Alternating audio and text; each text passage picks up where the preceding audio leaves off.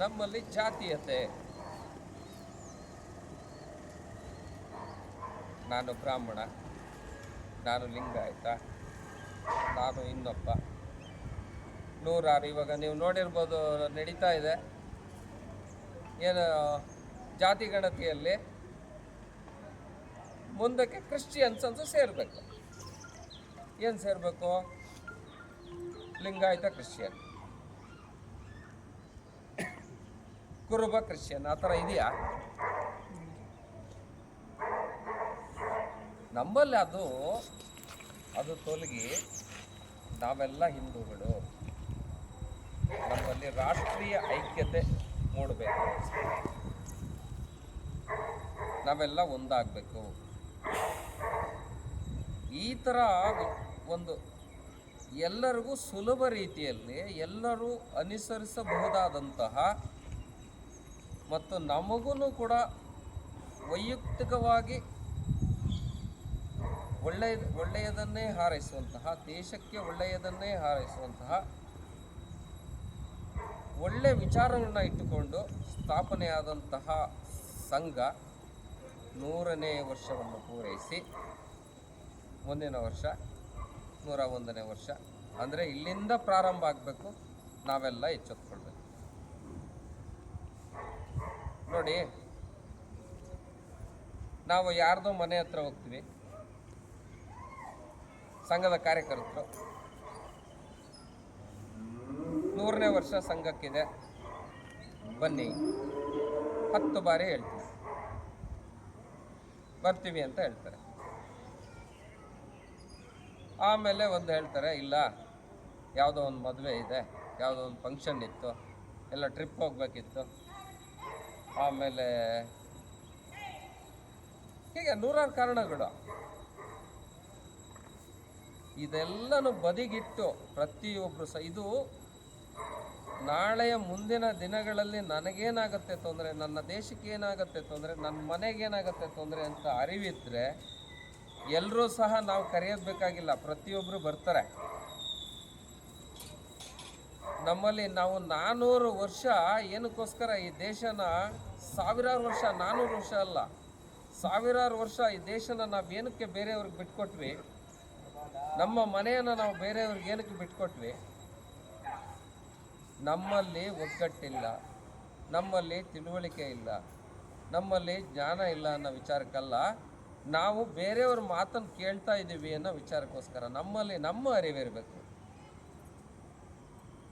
ನಾವು ಪ್ರತಿಯೊಬ್ಬರು ಇವಾಗಿನ ವಿಚಾರಧಾರೆ ಏನಿದೆ, ಇವತ್ತಿನ ದಿನಮಾನಗಳಲ್ಲಿ ಏನು ನಡೀತಾ ಇದೆ, ನಾವು ಏನಕ್ಕೋಸ್ಕರ ನಮ್ಮ ಈ ಸಂಘದಲ್ಲಿ ನಾವು ಜೋಡಣೆ ಮಾಡ್ಕೋಬೇಕು, ನಾವೇನು ಭಾಗವಹಿಸ್ಬೇಕು, ನಾವು ಪ್ರತಿಯೊಬ್ಬರು ಕಾರ್ಯಕರ್ತರಾಗಬೇಕು. ಚಿಕ್ಕ ಮಗುವಿಂದ ಹಿಡಿದು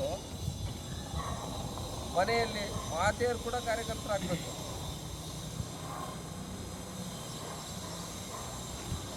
ಒಂದು ಹೇಳ್ತಾರೆ, ಇವತ್ತಿನ ನಮ್ಮ ಜನಸಂಖ್ಯೆ ಏನಿದೆ ಆ ಸಂಖ್ಯೆಯಲ್ಲಿ ಕೇವಲ 3 ಭಾಗ ನಮ್ಮ ಸಂಘದ ಕಾರ್ಯಕರ್ತರಾದರೆ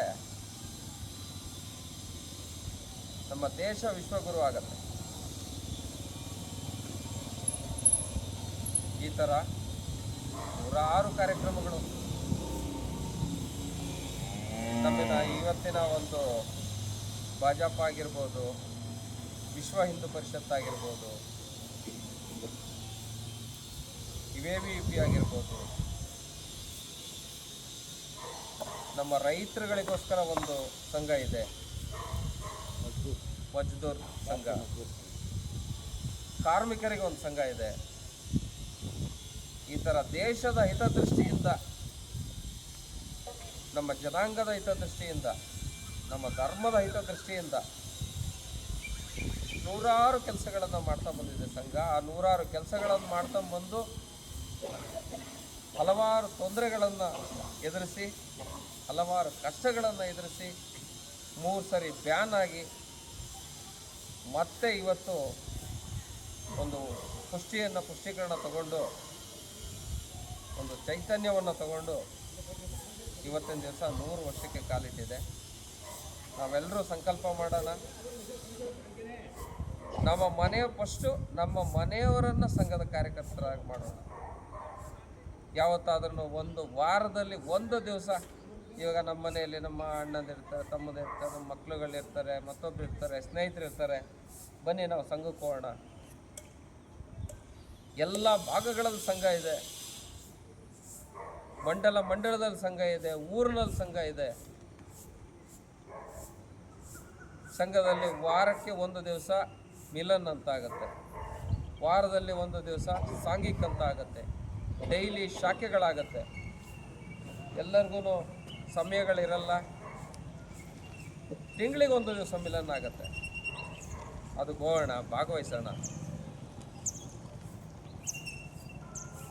ಸಂಘ ನಮ್ಮನ್ನು ರಕ್ಷಣೆ ಮಾಡುತ್ತೆ, ಸಂಘ ದೇಶವನ್ನು ರಕ್ಷಣೆ ಮಾಡುತ್ತೆ.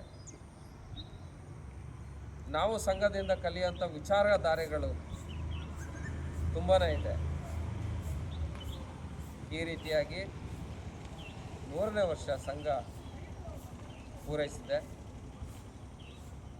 ಎಲ್ಲರಿಗೂ ಮತ್ತೊಮ್ಮೆ ವಿಜಯದಶಮಿ ಹಬ್ಬದ ಶುಭಾಶಯಗಳನ್ನು ಕೋರುತ್ತಾ,